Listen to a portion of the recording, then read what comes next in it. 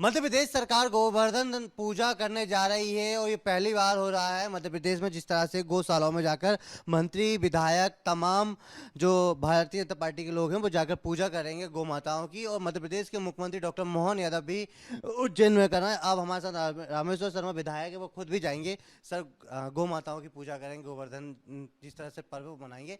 लेकिन इस पर अब सियासत शुरू हो चुकी है सर, कांग्रेस गंभीर आरोप लगा रही है।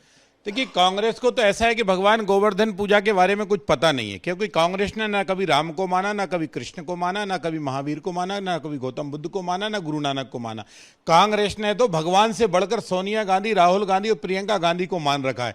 कांग्रेस का सनातन से कोई वास्ता नहीं है इसलिए गोवर्धन भगवान के बारे में पूजा पद्धति कुछ जानते नहीं है। लेकिन भारतीय संस्कृति के 5000 साल पुराना इतिहास भी अगर देखा जाए तो भी भगवान गोवर्धन की पूजा इस देश की धरती पर होती रही है।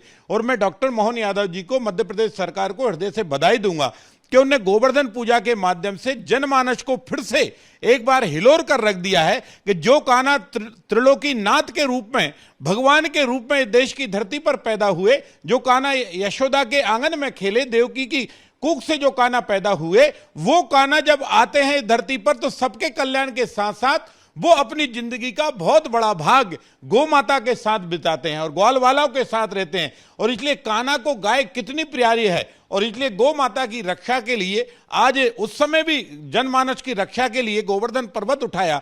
तब से गोवर्धन की पूजा इस देश की धरती के अंदर शुरू हुई और इसलिए हम धूमधाम से मनाएंगे। जगह जगह गांव, गौशालाएं, शहर, बस्ती, नगर, घर, जिसके पास जहां है गौ माता की पूजा करे, गोवर्धन की पूजा करे। और भगवान गोवर्धन जगत का कल्याण करेंगे, जगत के ईश्वर हैं वो। उन ईश्वर को नमन करने के लिए मध्य प्रदेश सरकार ने अच्छा किया है। जब गौ माता की, गोवर्धन की पूजा होगी, गौ माता की पूजा होगी तो स्वाभाविक रूप से गौ माता की सुरक्षा भी होगी, गौ माता का संवर्धन भी होगा, गौ माता को रहने की व्यवस्थाएं भी की जाएंगी, गौ माता के चारे घास पूरज की भी व्यवस्था की जाएगी। विजय सिंह कह रहा है कि मोहन यादव जी को पता नहीं, पहले से ही आ रही परंपरा, ये तो चली आ रही गोवर्धन पूजा करना, शास्त्र पूजा करना, ये तो कोई नई बात नहीं। दिग्विजय सिंह जी 10 साल मध्य प्रदेश के मुख्यमंत्री थे, एक आध जगह अगर उन्होंने मध्य प्रदेश सरकार से गोवर्धन पूजा कराया हो तो उसका इतिहास बता दे। थे, कौन सी चीज नहीं है, सब है भारत में, लेकिन छोड़ी क्यों? कांग्रेस ने दूसरी चीजें तो अपना ली।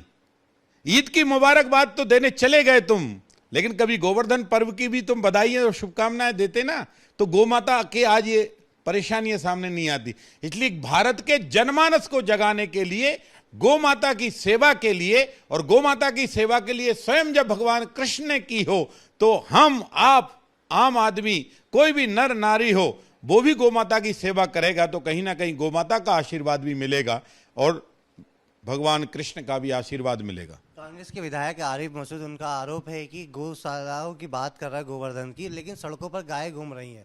मुख्यमंत्री जी से और आपसे सवाल कर रही भारतीय जनता पार्टी।